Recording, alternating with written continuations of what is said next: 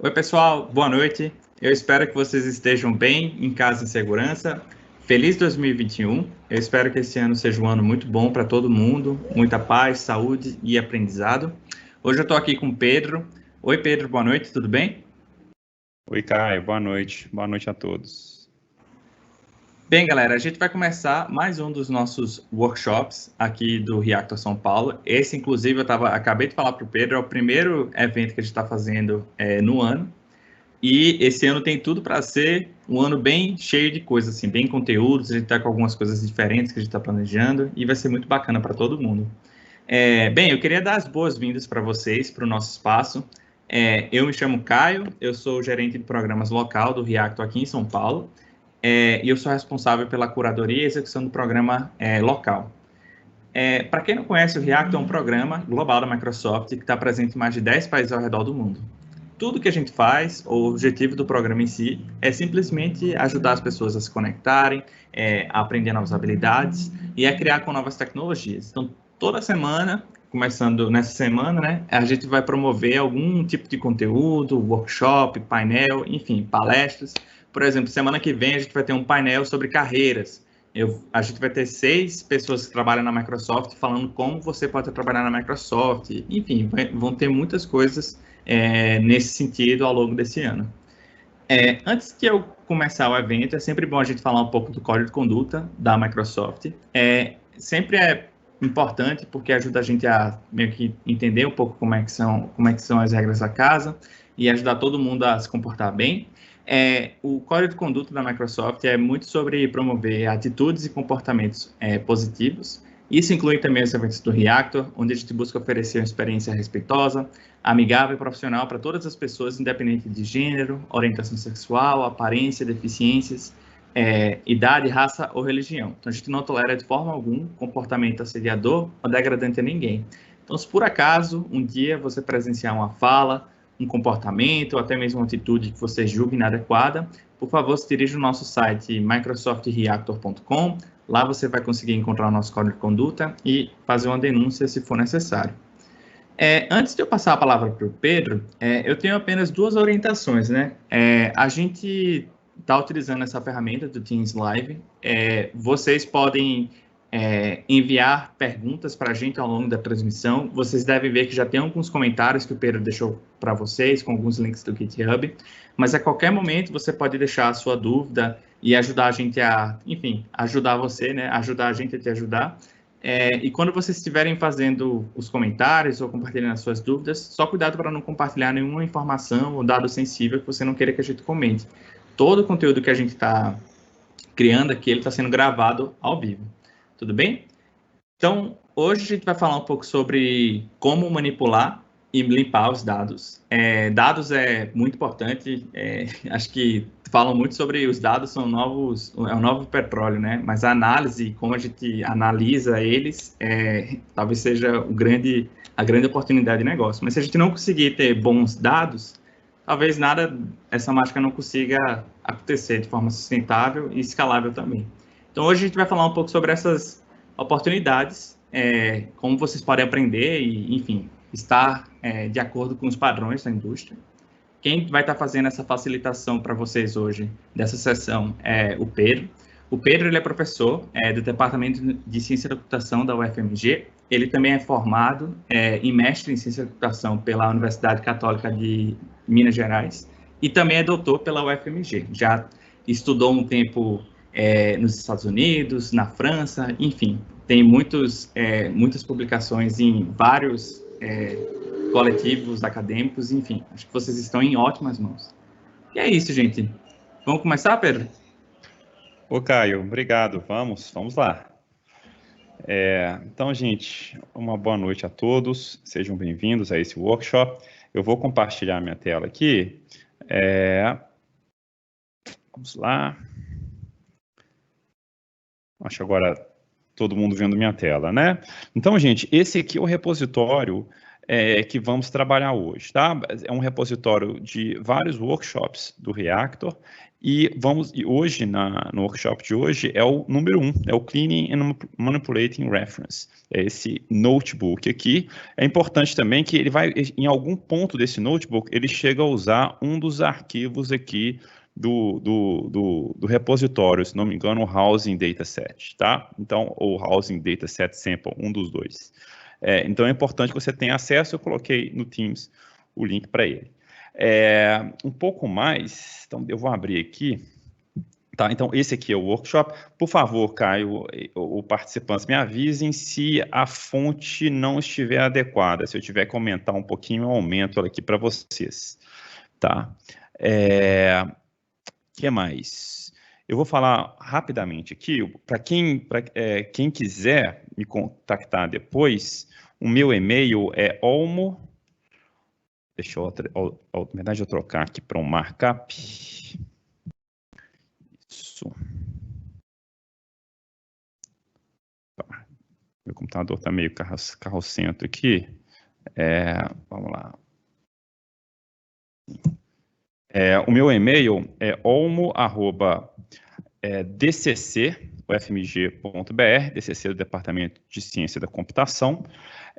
E meu nome, ele é Pedro, se você procurar Pedro Vaz de Mello, você me encontra, tá? Você encontra tudo a respeito de mim. Então, no Google, Pedro Vaz de Mello, primeira página vai te levar para minha página pessoal, tem as minhas publicações, tá? Então, a maneira de me contactar, eu ficarei muito feliz de receber mensagens, e-mails e solicitações de vocês, tá? Eu atendo com o maior prazer.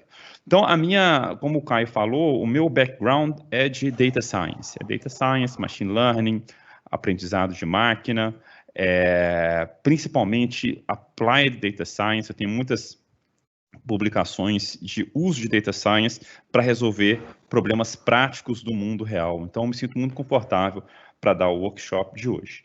E qual Pedro, que é um... Desculpa, Sim, eu ia pedir claro. só para aumentar um pouquinho a fonte. A fonte, claro, com certeza. Settings.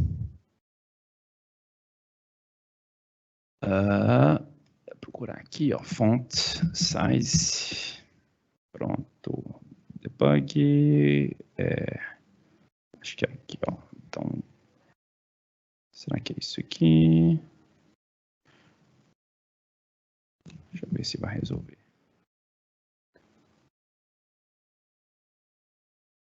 Se não resolver, vamos ver aqui mais settings de novo. Font. Isso aqui, pronto. Vou passar para 18. Acho que agora vai ficar um pouco melhor. Vamos ver. Demora um pouco para atualizar. Sim. Aí, Caio, se ainda não ficou bom, se me fala que eu aumento um pouco mais, tá? Então, vamos voltar para cá. Então, assim, eu tenho uma vasta experiência de tratar problemas reais, do mundo real, a partir de técnicas de ciência dos dados, e um passo primordial para a gente iniciar essas soluções é o tratamento inicial que a gente vai dar aos dados. Então, por exemplo, uma aplicação clássica, né, de grande interesse para a comunidade. Eu quero receber informações de algum imóvel e quero um algoritmo para automaticamente falar quanto que esse imóvel vale. É maravilhoso se eu pudesse já começar a programar, buscar os dados, ver como é que está a avaliação do que vende, do que não vende, e aí desenvolver um algoritmo para resolver esse problema. Só que antes da gente começar a pensar na inteligência para resolver o problema, eu preciso tratar meus dados de entrada. E é isso que a gente vai ver no workshop de hoje. Esse notebook, ele é muito extenso e o nosso tempo é um pouco limitado aqui. A gente tem um workshop de até 1 hora. Então, eu vou passar por ele, mas vocês, por favor, né, eu incentivo todos vocês a fazerem o que vai faltar da minha apresentação aqui. Tá bom? Que eventualmente eu vou pular alguma coisa, a gente vai deixar de falar outras coisas. Então, O que a gente vai trabalhar nesse workshop e que é de fundamental importância quando a gente vai pensar em uma solução de ciências dos dados a partir de dados reais, né? Então, a primeira coisa que a gente vai fazer, que a gente precisa fazer, e realmente é um trabalho, às vezes, extenso, esse trabalho de tratamento de dados, ele chega a ocupar até 80% de todo o projeto, dependendo da sua fonte de dados. Então, a primeira coisa que a gente vai fazer é a limpeza de dados. Os dados, se você sabe, eles são sujos, eles carregam erros nas colunas, né, nos próprios valores, typos, principalmente às vezes erro textual, né? Então aqueles campos de bancos de dados em que o usuário ou a própria fonte de dados é um campo textual simples, então uma pessoa às vezes preenche de qualquer maneira, tá? Então a parte de limpeza de dados ela é fundamental. Depois, o que é algo muito comum?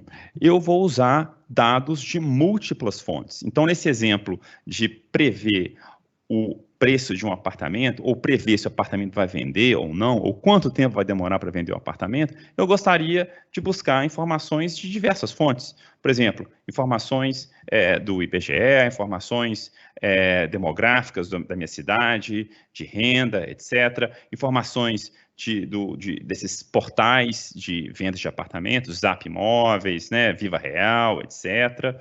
E eu gostaria de combinar todos esses dados. Então, eu preciso, de alguma forma, de juntar, né, vamos colocar aqui, juntar diferentes fontes de dados.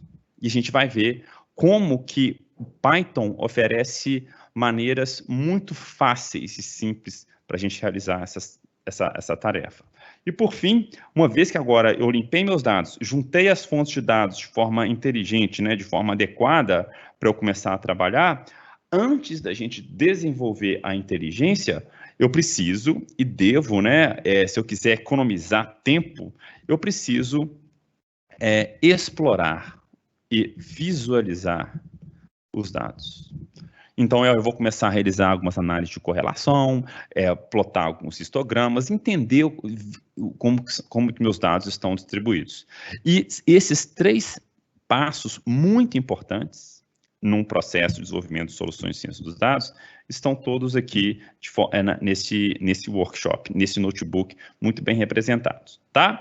Então, eu vou tentar passar por todos eles. Se faltar alguma coisa, vocês podem me procurar, né? E aí qualquer dúvida, né? O notebook, o link está para vocês. Eu sugiro que vocês tentem fazer por si só. O notebook, como vocês podem ver, ele é interessante porque, além de apresentar código, ele contém toda a teoria, a explicação por trás do código que a gente vai rodar, tá? Então obviamente eu não vou ler isso aqui com vocês. Eu vou passar aqui por esse conteúdo de forma mais mastigada, tá? E um pouco mais rápida. Então, eu sugiro que vocês, qualquer problema, voltem e leiam com calma. Então, tá.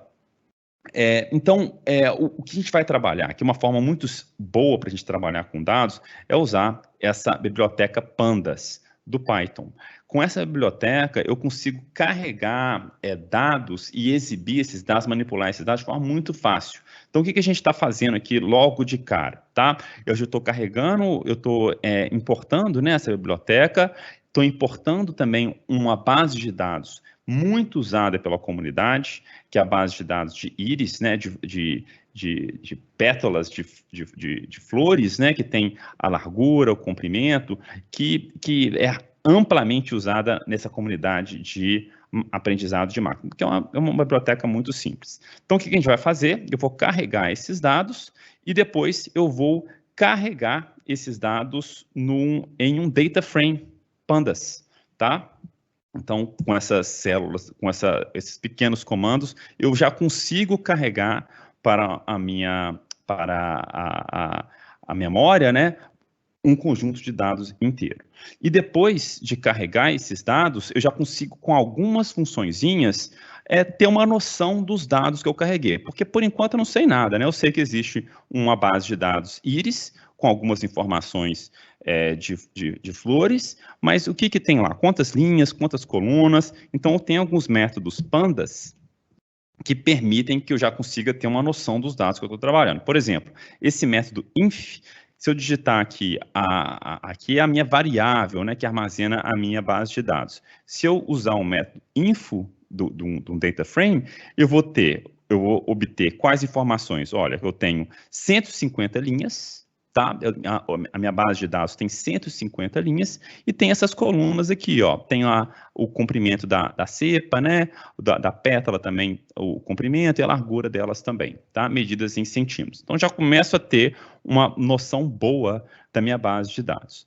E aí, eu já beleza, eu já sei mais ou menos como é que ela é, mas eu gostaria de visualizar algumas das suas linhas. Eu posso também, a partir desse método head. Esse método head, ele vai listar a tabela e as 5 primeiras linhas dessa tabela. Então, aqui é a primeira observação do meu conjunto de dados. É uma íris que tem o comprimento da cepa de 5.1, a largura 3.5, a pétala é 1.4 de comprimento e 0.2 de largura, tá? E aí eu tenho 5 observações, eu consigo exibir 5 observações com o head.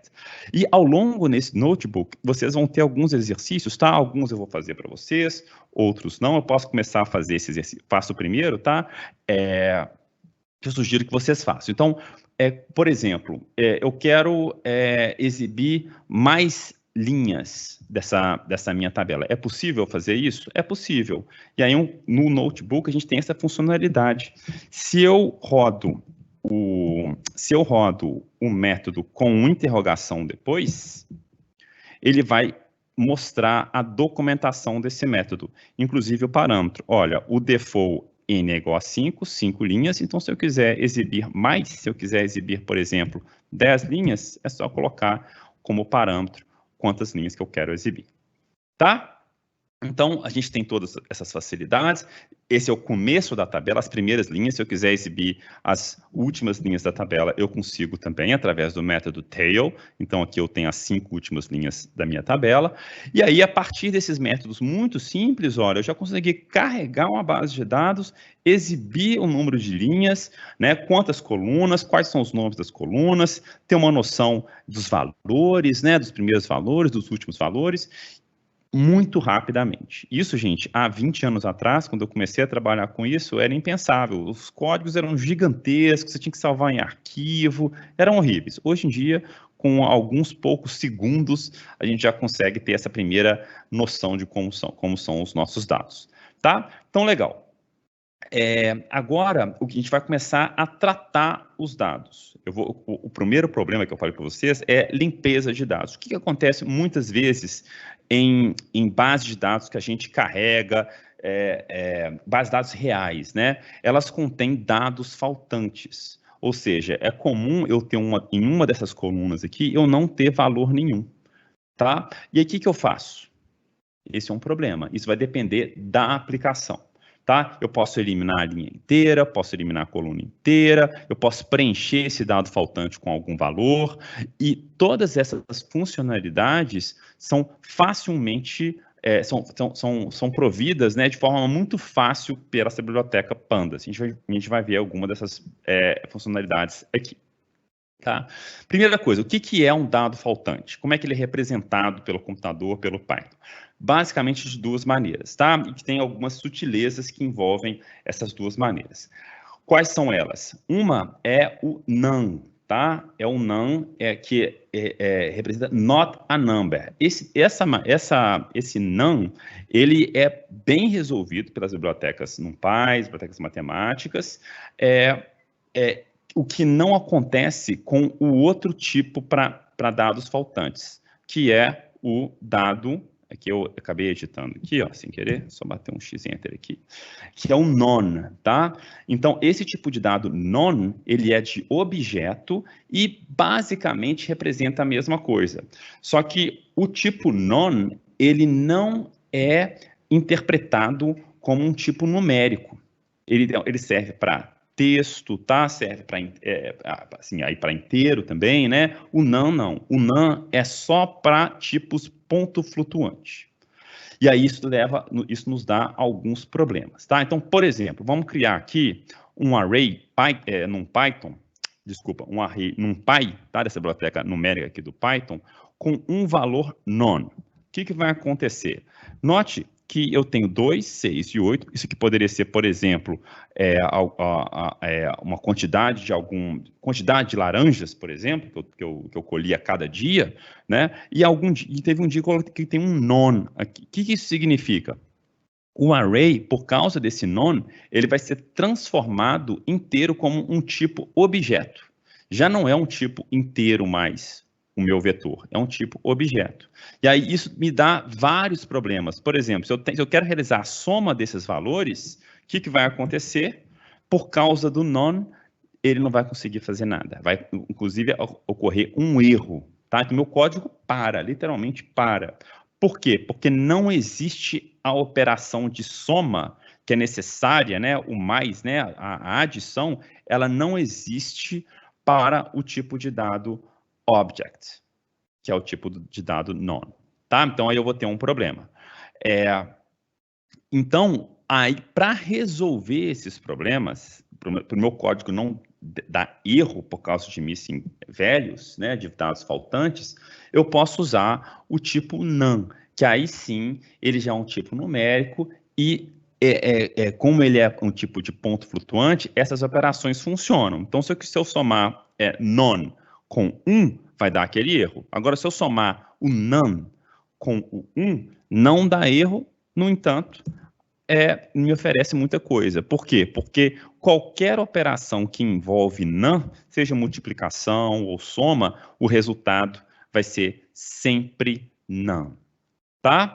Então, por exemplo, vamos criar aqui o mesmo vetor, né? E eu vou realizar a soma desse vetor, que tem um none. O que aconteceu? A soma deu none. E qual que é o menor valor? None. E qual que é o máximo valor? None. Então, as operações acontecem, o meu código continua rodando, mas os non's, eles vão ser propagados ao longo do código, e é muito comum a gente ter um algoritmo que roda, às vezes, com dados reais, e no final eu vou lá ver, deixa eu ver aqui, qual que é o preço previsto para esse imóvel? None.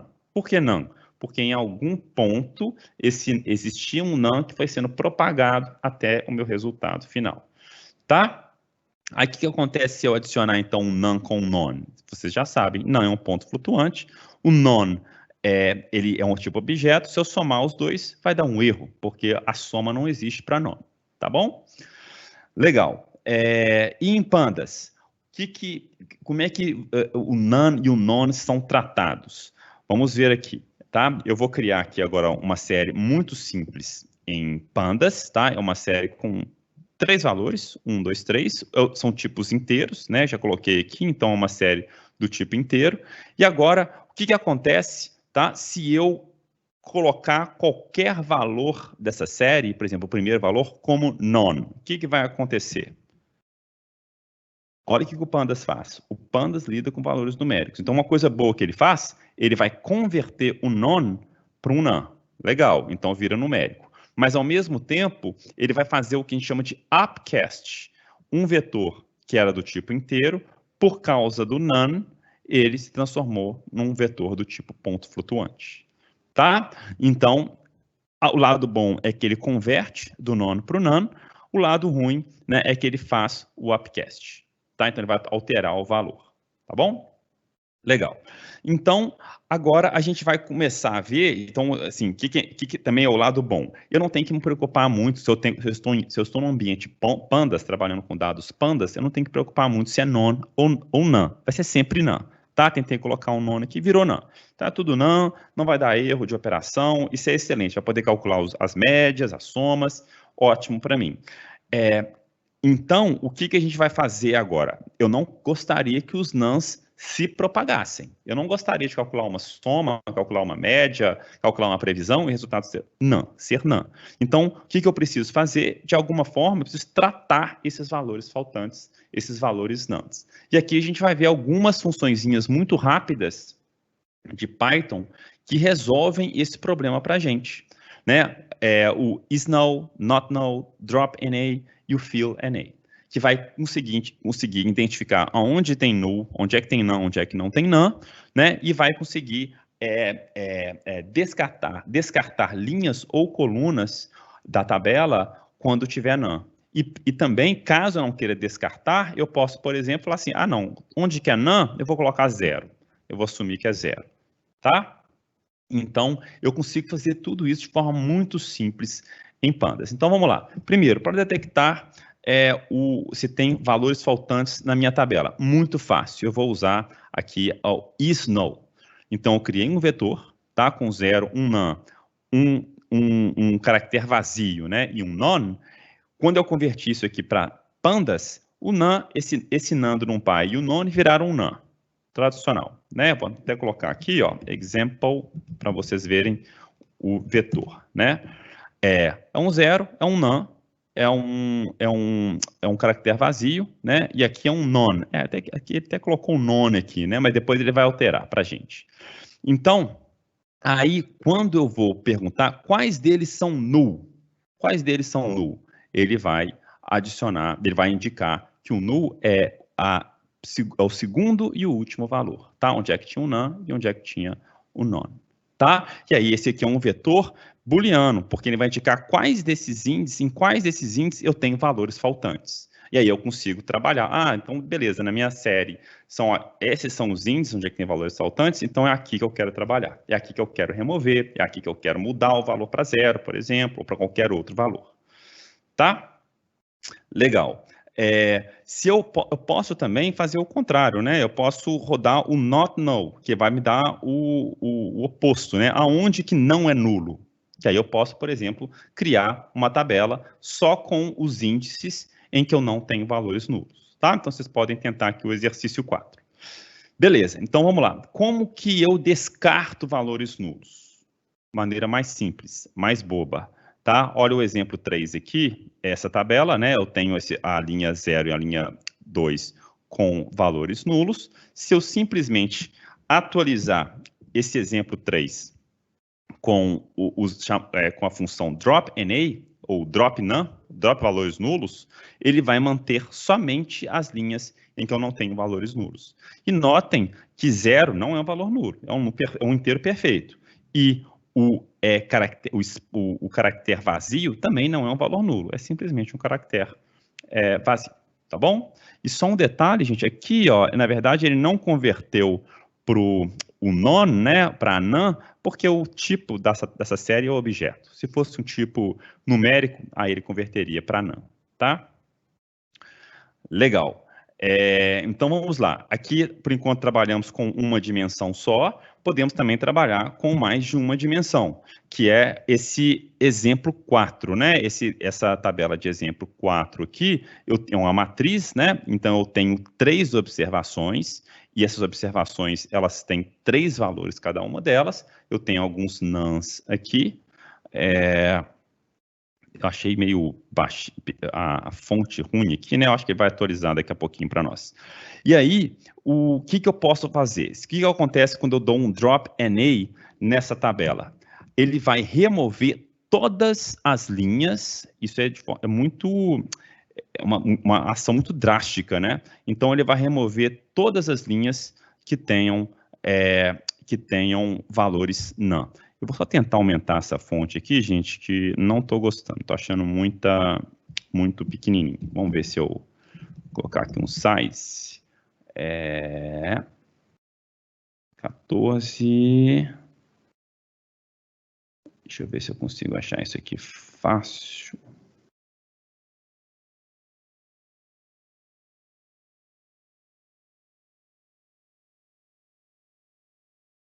Markdown.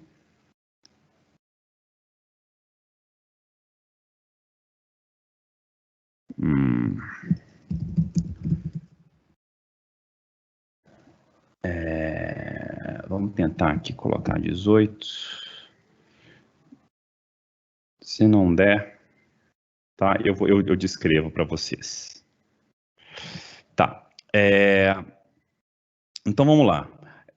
Aí, o que eu posso fazer? Ele descartou aqui as linhas, né? Ele descartou as linhas. O que eu posso fazer agora também é descartar colunas, usando, por exemplo, indicando que eu vou descartar uma coluna. Então, exemplo 4, drop NA columns. Então, nesse caso, todas as colunas que têm none, Engraçado, porque aqui a fonte ficou boa, de uma hora para outra ficou ruim. Bem, né?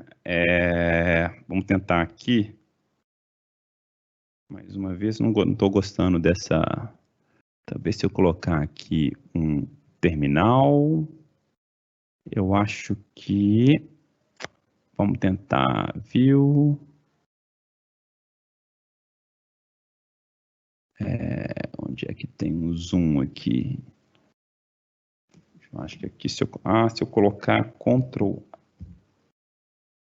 Deixa eu ver, Ctrl mais... Ah, foi.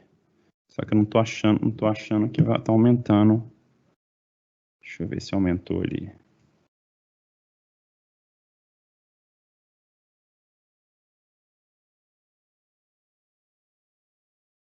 Acho que aumentou demais.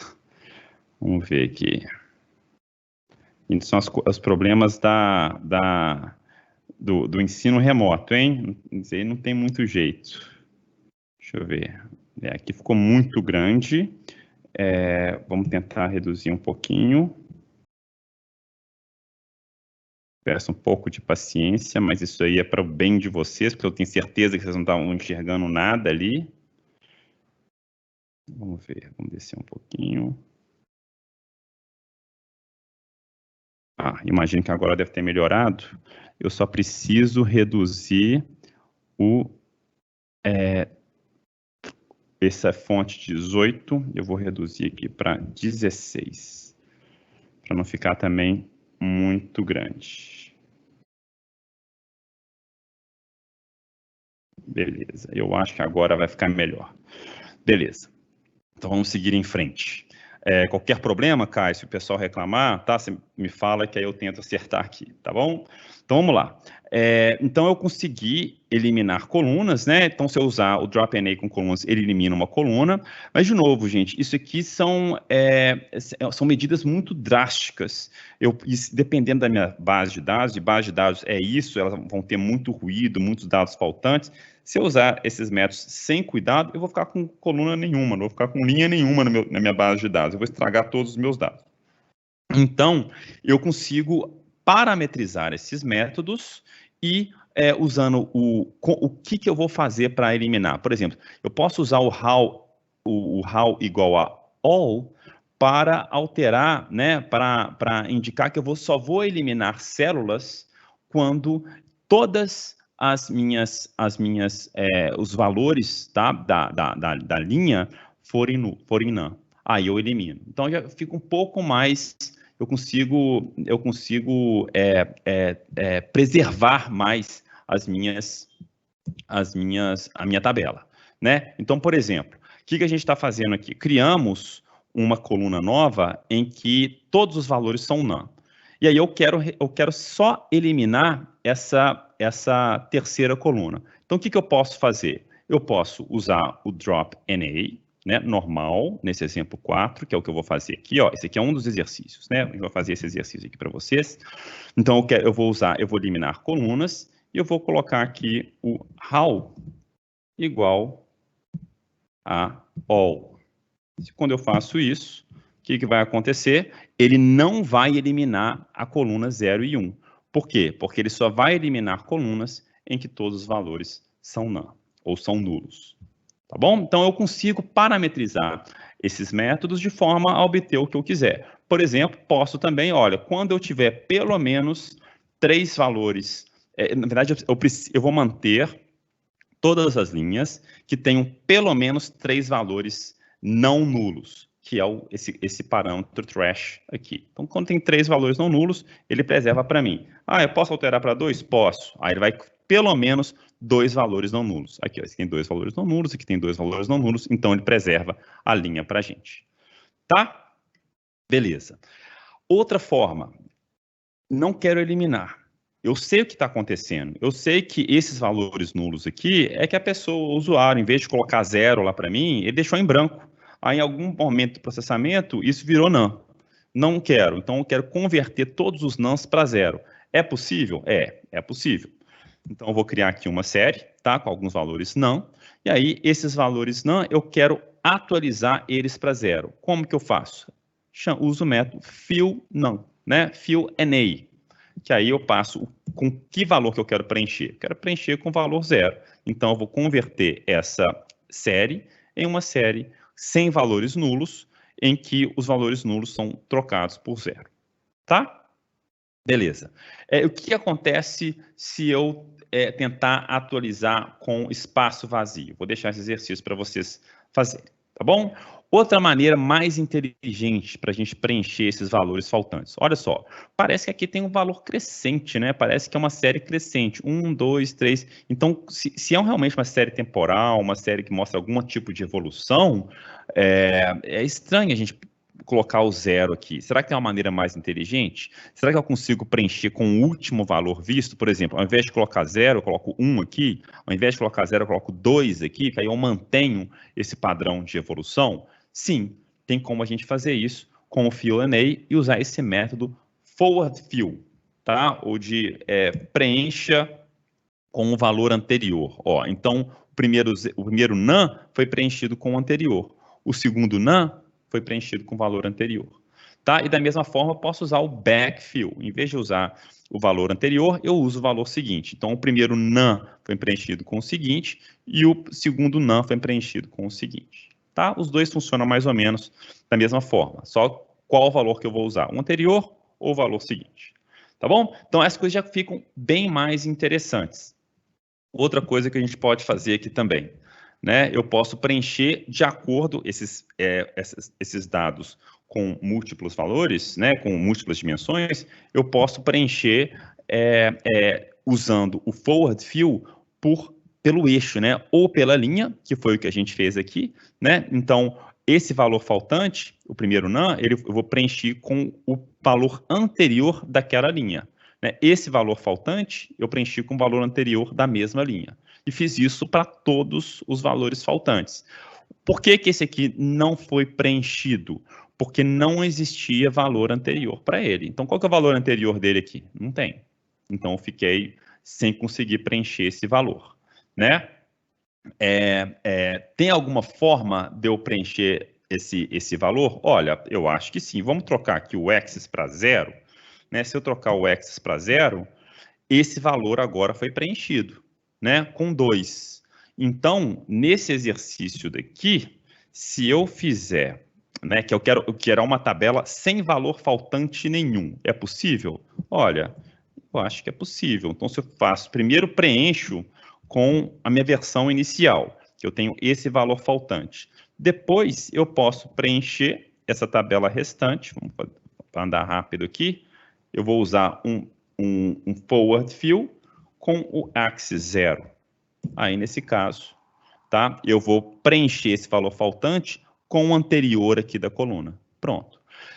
Pedro, existe uma solução correta para isso? Não, depende dos seus dados, tá? Depende dos seus dados, depende da aplicação sua. Então, aqui você vai ter que brincar mesmo para conseguir encontrar a melhor maneira de preencher todos os valores faltantes. Tá bom? Você pode, inclusive, preencher com a média, tá? Então, aqui, os valores faltantes, eles foram preenchidos com a média. Como a terceira coluna não tem valor nenhum, então a gente não consegue preencher ele com valor nenhum, porque a média de none, né, de uma coluna com toda com none, vai ser none também. Tá? Então, aqui, esse valor faltante, ele foi preenchido com a média entre 6 e 5, e esse valor faltante entre 1 e 2. Tá bom? Então, legal. Então, existem diversas maneiras da gente preencher valores faltantes em Python e de forma muito simples usando Python. Então, olha que legal. Se eu tenho um conjunto de dados e ele estava problemático, com muitos valores faltantes, o que a gente conseguiu fazer até agora? O que a gente conseguiu fazer até agora é eliminar completamente os valores faltantes. E é sempre bom, gente, registrem isso, não deixem, né, no final das contas, lá no final que a gente perguntar assim, minha previsão deu tantos valores, deu tantos reais. O que foi feito mesmo com os valores faltantes? Será que é por causa dos valores faltantes que está muito parecido esse apartamento com o outro? O que está acontecendo? Aí você vai olhar no seu registro e falar assim, sim, eu preenchi os valores faltantes dessa forma aqui e dessa forma aqui depois. Então isso explica um pouco os resultados que eu estou tendo até agora. Tá? Então, sempre anotem, deixem registrado, né, que seja no código, seja algum caderno de anotação, seja algum workflow, que é sempre bom, o que vocês estão fazendo no seu processo de dados. Tá? Deixa eu dar uma pausa rapidinho para beber uma aguinha.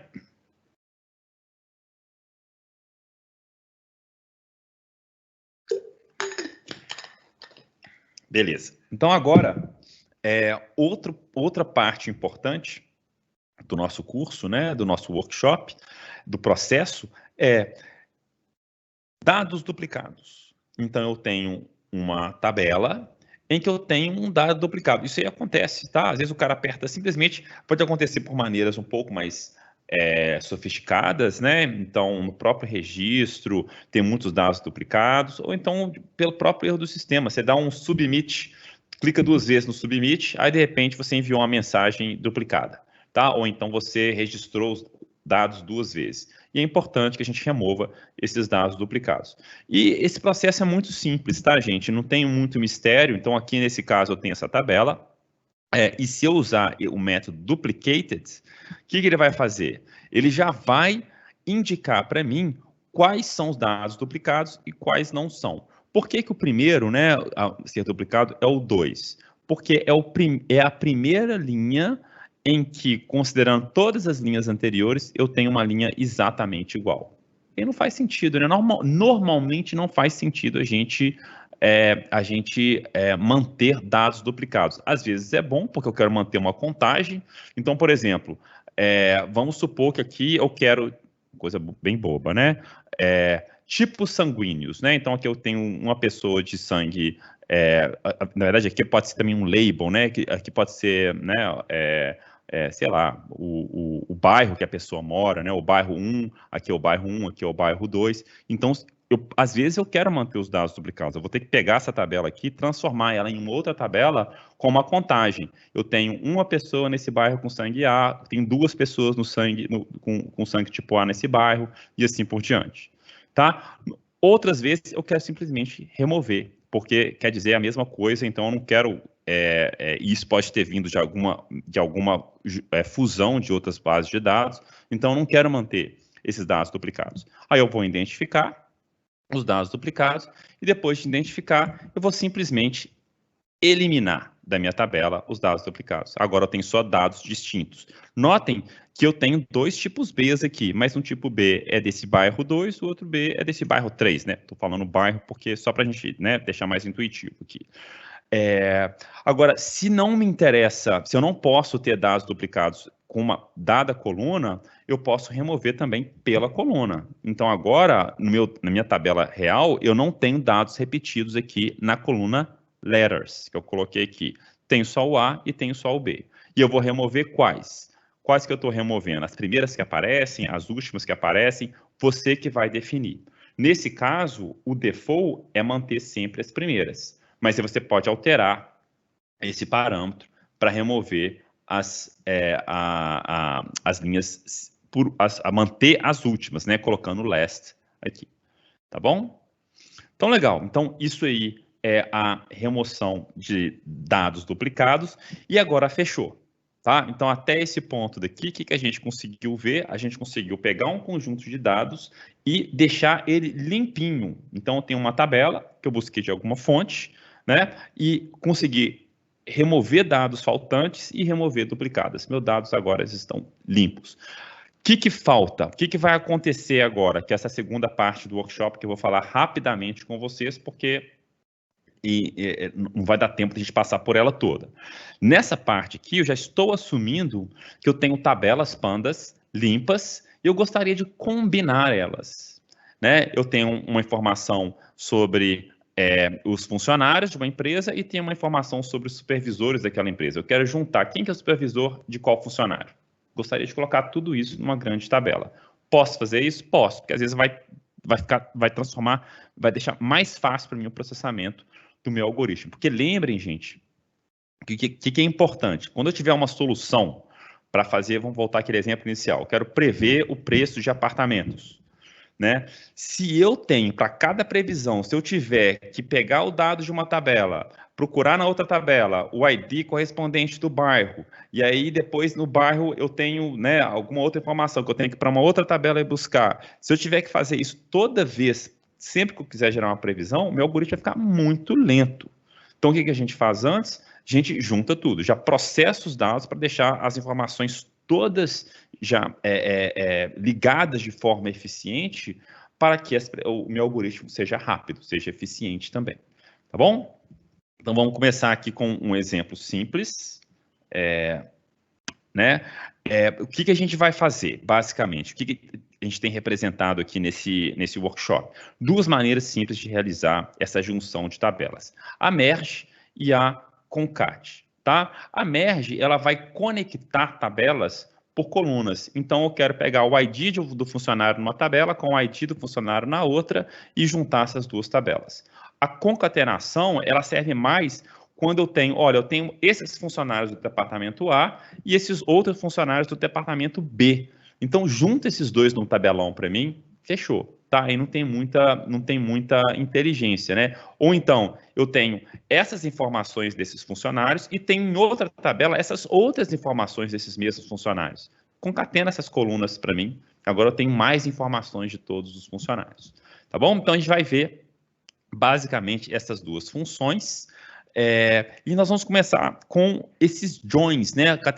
Joins, gente, para quem, o pessoal de ciência da computação, sistemas de informação, tá? Já deve ter visto isso em aulas de bancos de dados, né? Join, eu quero fazer o join de duas tabelas. Isso nada mais é formas de combinar tabelas, tá? Eu vou combinar uma tabela de um para um, muitos para um e muitos para muitos. O que é a combinação um para um?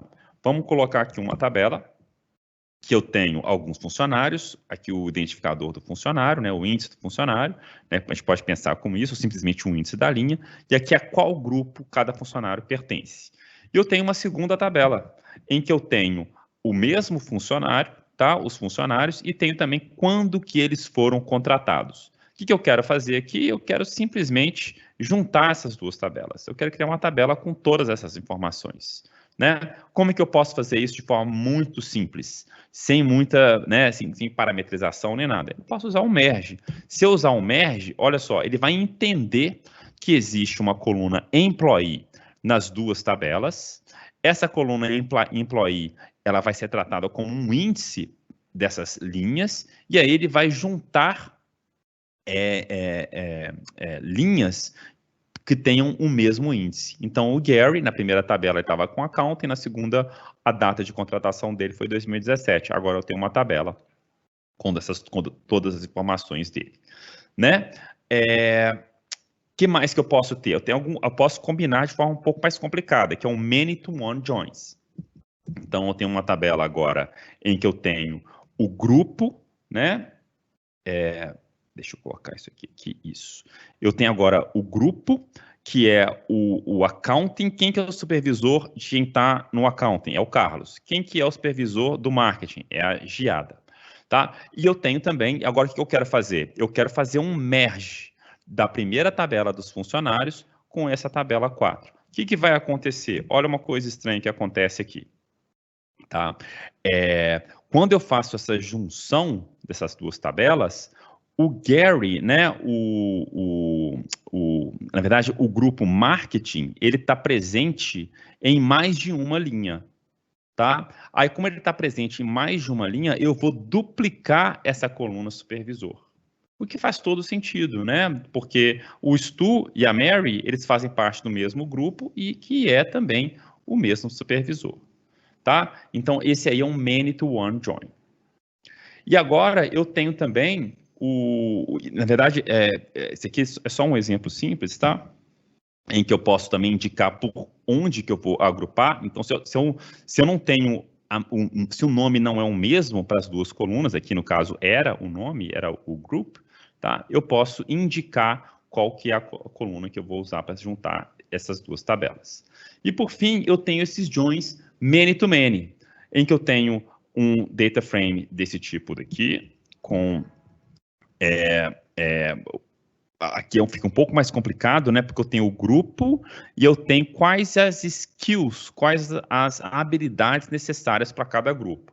Então, accounting eu preciso de matemática, accounting eu preciso que o funcionário saiba spreadsheets e assim por diante, tá? E eu quero fazer o join dessa tabela DF5 com a minha tabela inicial de funcionários. Olha o que vai acontecer quando eu agrupar pelo grupo.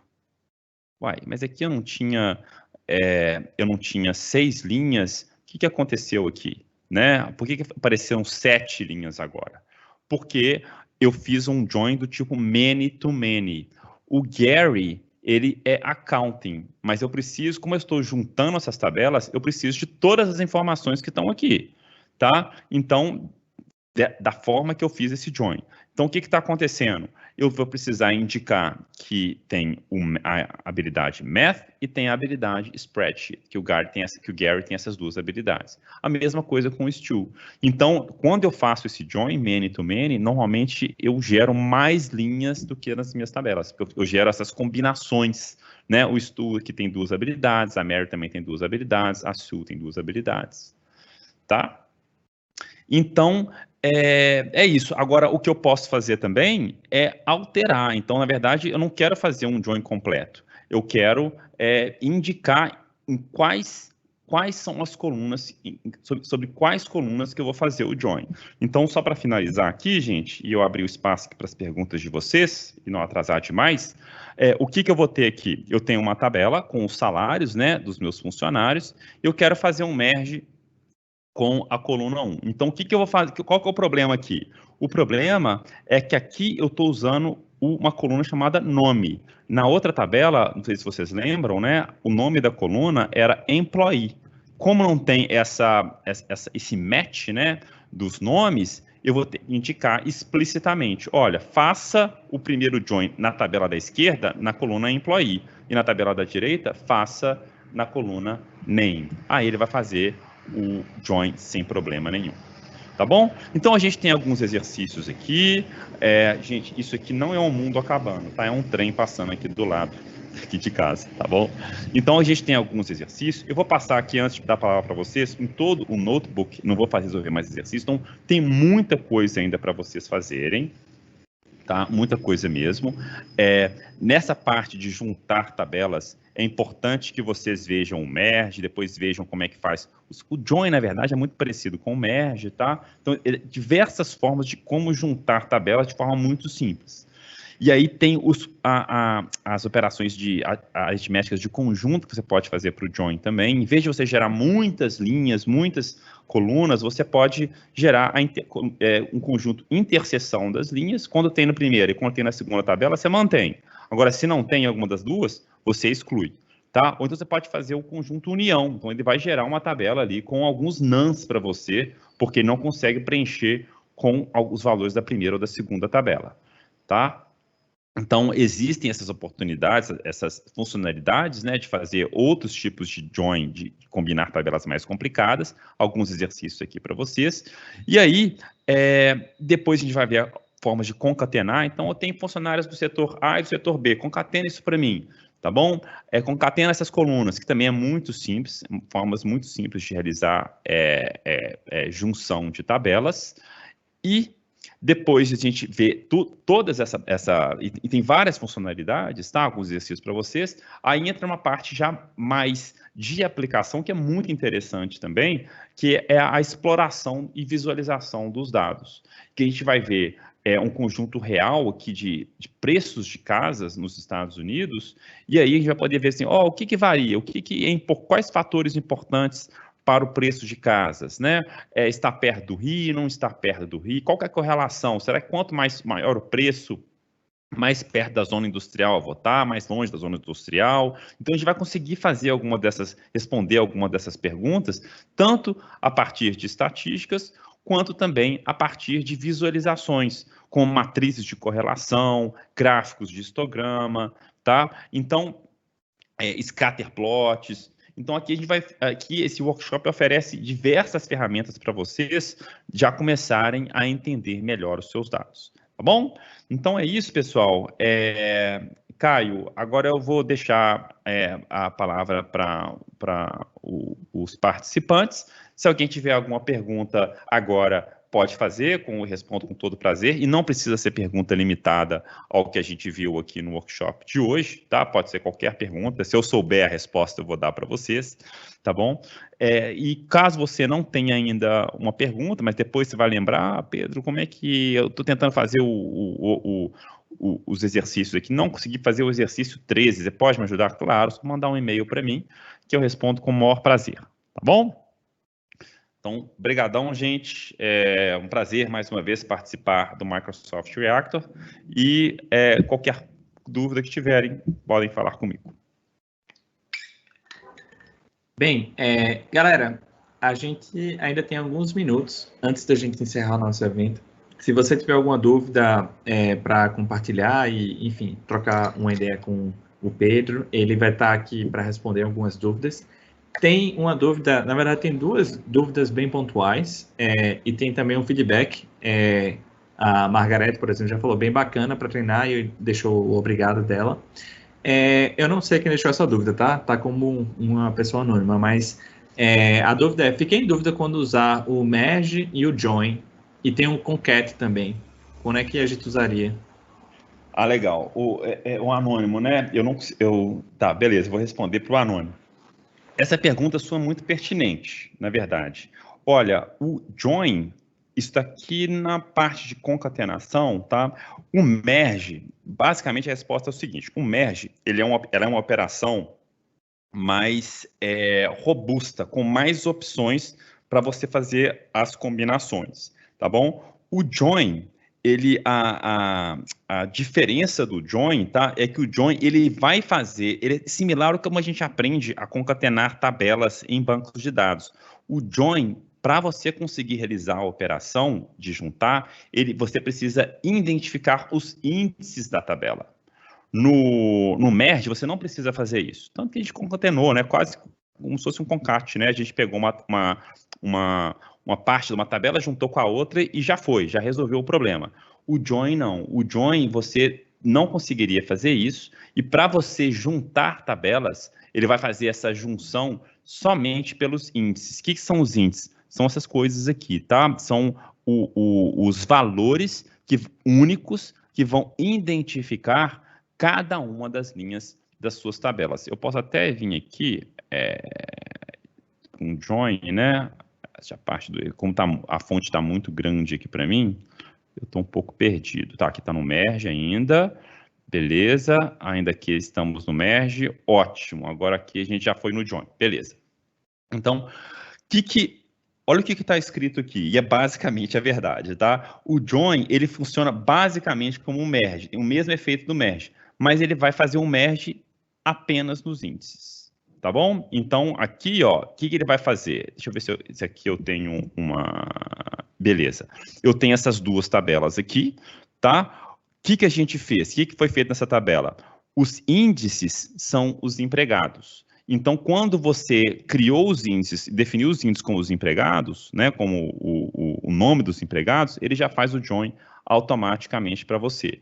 O merge, isso não é assim que funciona. O merge você tem que identificar como você vai fazer. Você vai fazer aqui no índice da esquerda, igual o join faz, mas eu não quero fazer no índice da direita, da tabela da direita. Na tabela da direita, na segunda tabela, eu quero pela coluna name, tá? Aí eu vou usar um merge, tá bom? E no join, você consegue também, tá? Nessas combinações, que é essa parte de aritméticas de conjunto.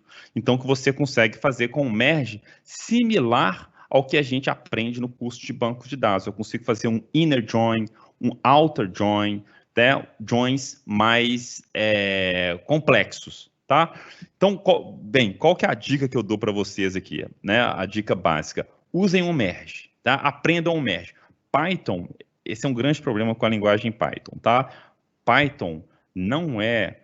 vamos pensar, em vez de falar o que não é, o que é. Python é um monstro, tá? É um monstro. Quem já viu Caverna do Dragão lembra daquele dragão de 7 cabeças, né? Isso é Python, é uma infinidade de maneiras para resolver o mesmo problema. Infinidades. Então, se você quiser, né, para fazer combinar tabelas. Como é que eu faço combinação de tabelas? Eu posso ficar aqui, né, a gente pode ficar aqui um mês inteiro pensando em novas maneiras de realizar exatamente a mesma operação. Isso é Python.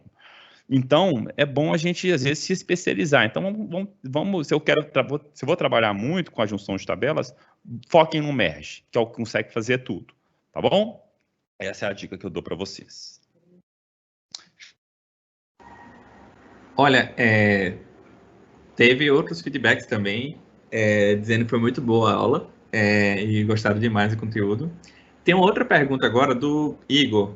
E aí ele fala que no many-to-many do join, é possível ele manter a quantidade de linhas do df1 ou df1 e agrupar as infos do df5 em uma tupla por linha, por exemplo, indicando todas as skills do employee. Eu não sei se estou pronunciando certo.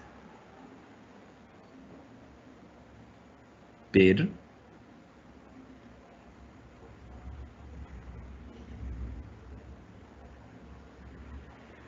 Eu acho que o Pedro caiu no finalzinho da live. Ou fui eu que caí?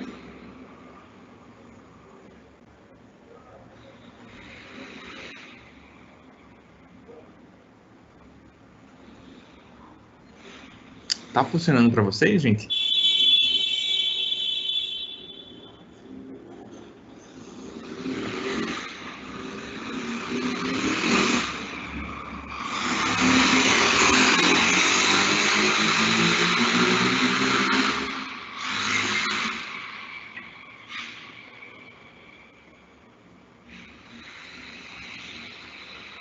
Ainda tá funcionando para vocês, pessoal?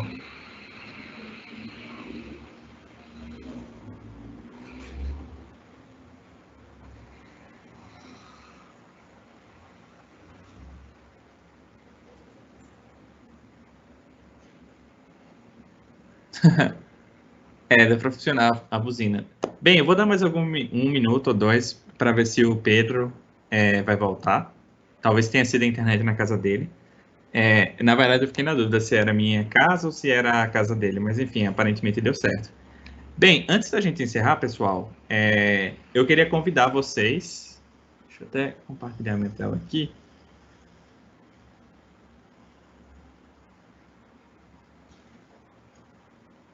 Cadê? Aqui. Bem, antes da gente encerrar, pessoal, eu queria convidar vocês a fazerem parte da nossa comunidade do Reactor. Eu não sei se esse é o seu primeiro evento que está tendo aqui no Reactor, mas o Reactor é uma comunidade de pessoas interessadas em aprender mais sobre tecnologia, a se conectar, enfim, aprender novos assuntos que estão sendo lançados no mundo da tecnologia como um todo. Infelizmente, a gente está passando por esse período da pandemia, mas é um espaço físico aqui em São Paulo, e se Deus quiser, quando a gente puder reunir de forma presencial novamente, vocês também vão poder utilizar e usufruir do nosso espaço também. Todo evento que a gente faz, a gente passa uma pesquisa de satisfação e a gente pede que as pessoas nos ajudem a melhorar os nossos eventos. Como vocês sabem, né, dados são importantes, então eu convido vocês a participarem da nossa pesquisa de satisfação. Para acessar ela, é só acessar o link ak.ms/reactor-pesquisa. Logo quando você acessar o site, vai perguntar o código do evento que você está participando. O código desse evento em questão, ou esse evento aqui que a gente está assistindo, é o 12466, 12466. E é isso. Eu tô dando um minutinho aqui para ver se o Pedro vai voltar, mas aparentemente ele, não sei, deve ter acontecido alguma coisa na casa dele, na internet dele, alguma coisa. Enfim, tô todo mundo em casa, né, pessoal? Eu espero que vocês compreendam. Às vezes acontece isso. E é isso, galera. Se vocês puderem deixar um comentário lá no Meetup, até mesmo responder a pesquisa dizendo o que vocês acharam, seria muito bom pra gente. Beleza? Então, até a próxima, pessoal, e forte abraço. Boa semana para vocês. Tchau, tchau.